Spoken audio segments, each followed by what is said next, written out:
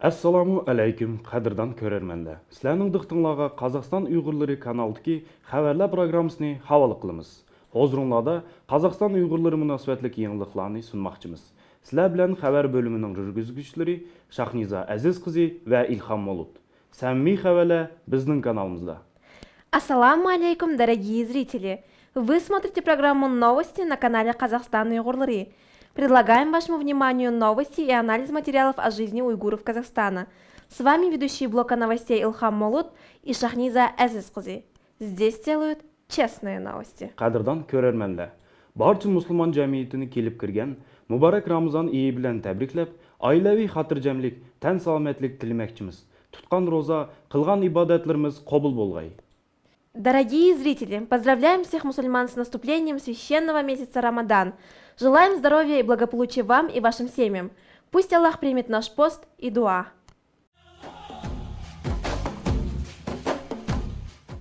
Kun tartibidagi masala haqida qisqacha. Рустам Хайриев выступил на 29-й сессии Ассамблеи народа Казахстана от имени уйгурской молодежи. Xushxabar, Qutlug' bilim makonining ochilishi. Новая улица имени Кентала Исламова. Gazetxonlar uchun xushxabar. Новый проект от студии Ихсан Медиа. Bergan qo'l so'g'ilmas. Англия признала геноцид уйгуров. Yaponiyadagi shirkat Uyg'urlarni qo'lladi. Qozog'iston Uyg'ur yoshlari birlashmasining raisi, Qozog'iston Xalqi Assambleyasining a'zosi Rustam Qayriyev 29-sessiyaga qatnashib so'z oldi. Mazkur yig'inning notig'i bo'lishga 50 odam talishib, faqat 8 mazkur imkoniyatga ega bo'ldi. Dastlabkilar qatorida Nur-Sultonga yo'llanma olgan Rustam aka Qayriyev bo'ldi. Notiq yoshlarning faoliyati haqida, bo'libmi Uyg'ur yoshlarining amalga oshirayotgan ishlari haqida keng to'xtaldi. Elimiz Astanasi Nur-Sultonda bo'lib o'tgan anjumonga shundaqla tunji prezident Nur-Sulton Abisho'g'li Nazarbayev, hozirgi davlat rahbari Qosim-Jomart To'qayev, premier ministr, barliq ministrlar va hokimlar, parlament va assambleya a'zolari qatnashdi. Наша молодежь не ждет, когда ей принесут золотую ложку. Она делает ее сама и делится с другими. Казахстан стал для нас той самой благодатной землей, Жироик, где мы, уйгуры, интегрировались и стали частью огромной нации, общей нации. Спасибо вам за вашу веру в молодежь. В городе Алматы появилась новая площадка для изучения уйгурского языка. Известная в уйгурском обществе журналистка Гульджамал Амитпакиева совместно с художницей Гульназ Турсун открыли образовательный центр под названием «Кутлук». В микрорайоне Дружба в образовательном центре осуществляется подготовка к школе, обучение уйгурскому языку для детей и взрослых. Также учреждение включает в себя широкую арт-студию. Передаю слово коллегам, которые ведут репортаж прямо из образовательного центра.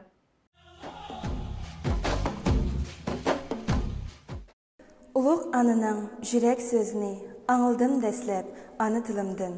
Көрдім әспіліп хаят көзіні мені чоң қылған дана тылымдын. Дәп илә бәхтия атымыз етмақчы, бүгін біз аны тылғы болған үзгі мұхабәтіні мәтхилейдіған Құтлық білім мәркізіге қадам ташылдық.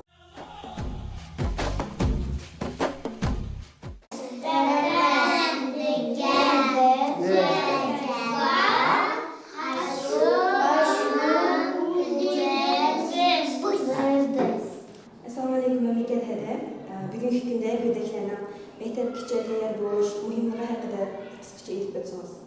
Алейкум салам. Хақаттама бүгінгі күнде ана тілімізді өзләштіріш біздің алдымыз қойған ең бірінші борышымыз болып тұрды. Ондақ дегеніміз біздің балаларымыз өзінің ана тілді сөйлеш қабілеттігі ие емес. Ондақ айтсақ, өйде мұшың төпсіде еш еліп берілмейді.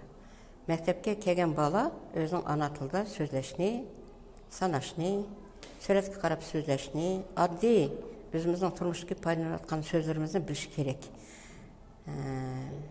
Лекін ешінарлық ері керек десең, балалар өйдекі өзірі күнде еп атқан тамағының, екімсі пайдаланып атқан шыны қачыланың нерақ кетмейлі, өзің апысымен дасының етіні білмейдіған баларымыз көп. Апаң ете немесе апа, дадаң ете немесе дада дейтіған баларымыз бар. Шын үшін бұл төпсіде атанла мен ойлаймын, мұшу немені көгенден кейін, хабарын көгенден кейін ойлындаған болыш керек. Өйде балалар білен өғірше өзіміздің ана тілімізді сөзлеп үгініш керек. Assalomu alaykum aziz ustozlar. Qutlug' atalg'usi vujudga qanday keldi? Qutlug' atalg'usi qut degan so'z qadimiy Uyg'ur tilidan ilingan. Qut degan baxt, saodat, yaxshilik degan ma'noni bildirdi. Ikkinchi bo'limi luk ingliz tilidan ilingan. Qutlug' degan shu baxtga qarab intilish, bilimga qarab intilish, yaxshi hayotga qarab intilish. Shu qadimiy Uyg'ur tili bilan ham luk degan so'zni biriktirib qutlug' deb oldik markazning nomini. Ham bizniki logotipdimi qadimiy Uyg'ur yozig'ida yozilgan logotipda qutlug' degan so'z. Mazkur markazda bolalar qanday fanlardan bilim olyapti? Рахмет. Biz dastlab ichilganda asosiy 4 yo'nalish bo'yicha ishladik. O beshida ana tilida rus maktabida o'qiyotgan bolalar uchun Uyg'ur tili ana tili kurslari, undan boshqa maktabga tayyorlik, to'pi bolalarning 4 yoshdan 6 yoshgacha, undan boshqa uy topshirmasini o'rinlash ve bizning tasviriy san'at studiyamiz bor. Mana shu 4 yo'nalish bo'yicha ishlagandik, biroq mana kundan kunga ota-onalarning talablari bo'yicha biz yana kurslarni qo'shyapmiz. İngliz tili kursi, mana hozir az kunda turk tili kurslarini ichish oldida turyapmiz. Agar siz farzandingizning Uyg'ur tilini, shundaqla mamlakat tili qozoq tilini, undan boshqa ingliz, turk tillarini o'zlashtirishni qalsangiz, Qutlug' bilim markaziga marhamat. В Щитосуйском районе города Алматы открылась новая мечеть имени Абая Кунанбаева. Архитектура, дизайн, интерьер и масштабы мечети стали ее главной особенностью. Подробнее расскажут наши корреспонденты. Assalamu alaykum va rahmatullohi va barakatuh. Hurmatli ko'rarmanlar, sizlar bilan efirda Qozog'iston Uyg'urlar kanali ham uning riyosatchilari Fatima Alisher qizi va Ilhom Mulut. Bugun Muborak Ramazon oyining illiq kunlarida Abay Qunanbay o'g'li nomidagi mechit ochilmoqda. Mazkur mechit haqiqiy mahorat bilan o'rinlanib, birdilla o'ziga jalb qildi. Ассаламу алейкум ва рахматуллахи ва баракатуху, дорогие зрители. В эфире канал Казахстан Уйгурлары. И с вами его ведущие Ильхам Мулут и Фатима Алишер Кызы. Праздничные дни Рамадана открывает свои двери новая мечеть имени Абая Кунанбаева. Интересный дизайн, завораживающий интерьер и необычная идея делают мечеть действительно особенной.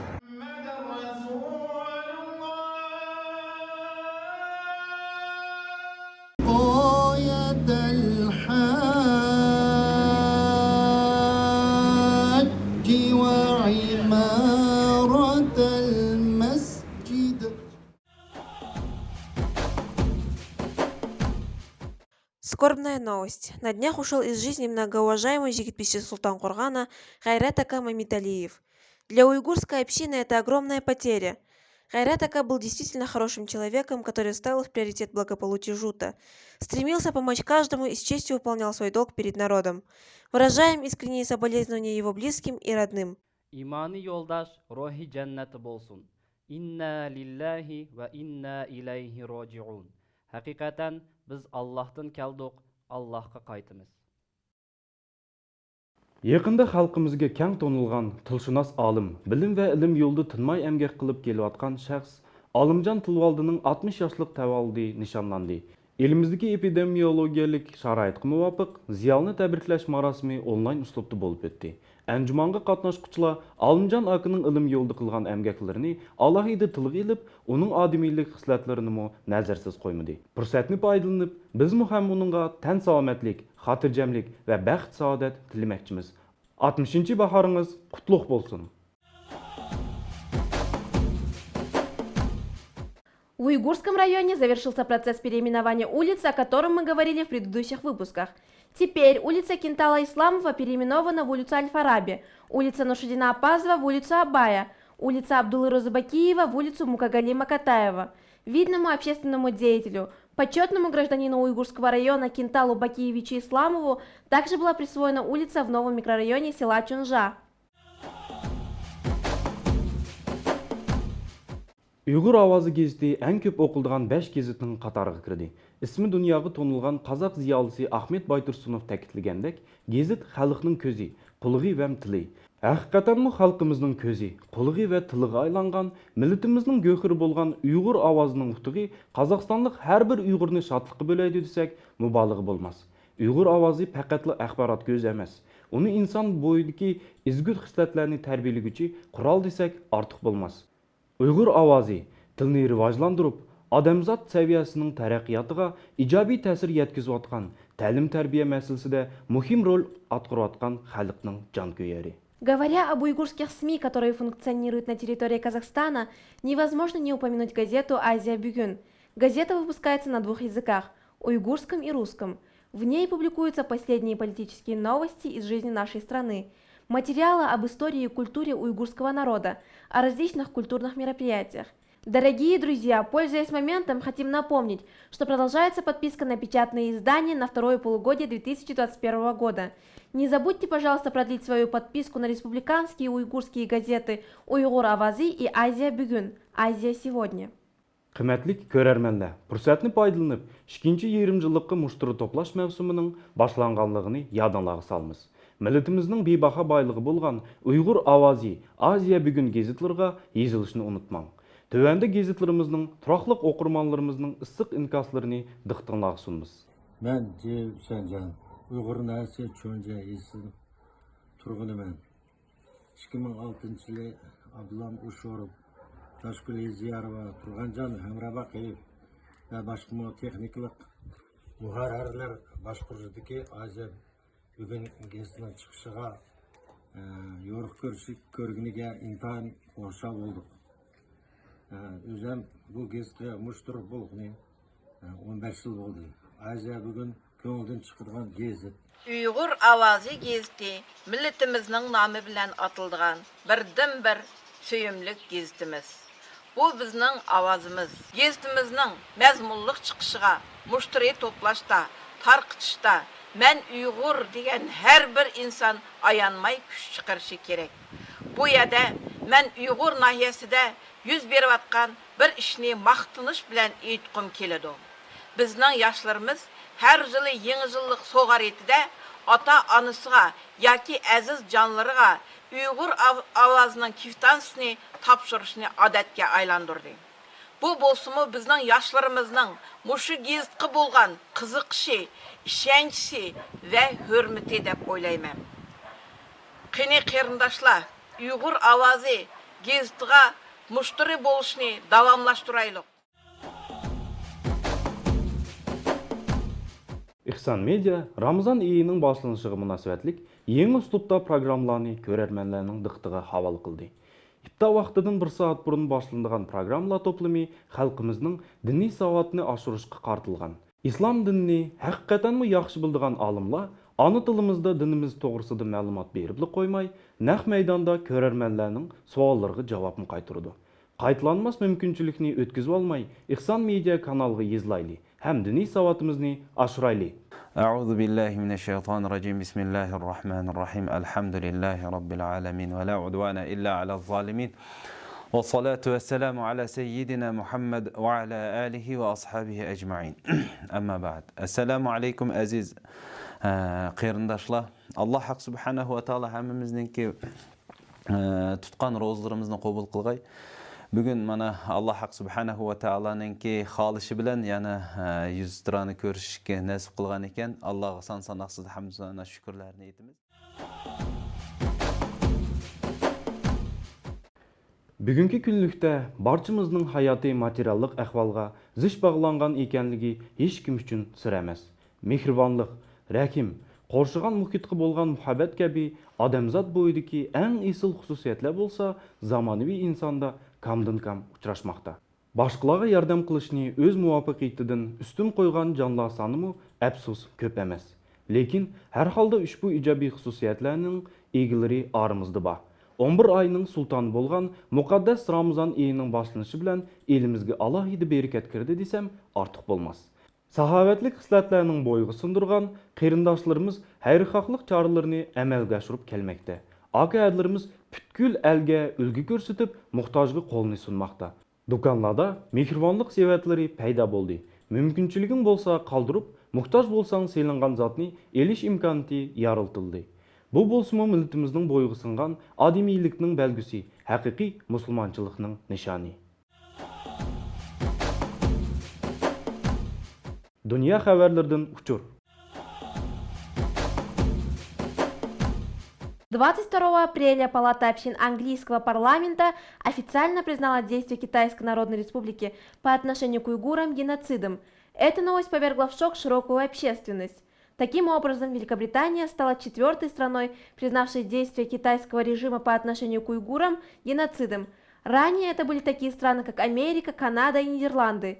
Из 4 стран Соединенные Штаты и Соединенное Королевство входят в 5 постоянных членов Совета Безопасности Организации Объединенных Наций. Смелое решение британских парламентариев единодушно выступить против геноцида, запугивания и эмбарго со стороны Китая порадовало уйгуров во всем мире. Всемирный уйгурский конгресс выступил с заявлением сразу после исторического решения, принятого британским парламентом 22 апреля. ВУК выразил благодарность от имени народа уйгурской автономии всем членам английского парламента, которые пытались и поддерживали подготовку этой резолюции, всем политическим партиям и неправительственным организациям в Англии, всем религиозным группам и следственным органам. Это решение Палаты общин британского парламента – общая победа всех народов, обеспокоенных геноцидом, совершенным против уйгуров. Было подчеркнуто, что признание геноцида является четким указанием на то, что международное сообщество никогда не будет хранить молчание. Перед принятием решения МИД Китая высказался на этот счет, попросив Палату общин избегать неверных решений по отношению к ситуации уйгурской автономии и Гонконге. Также Китай подтвердил свою решимость на отстаивание прав собственности, безопасности и развития. Однако решение британского парламента показало, что они не реагируют на угрозы со стороны Китая.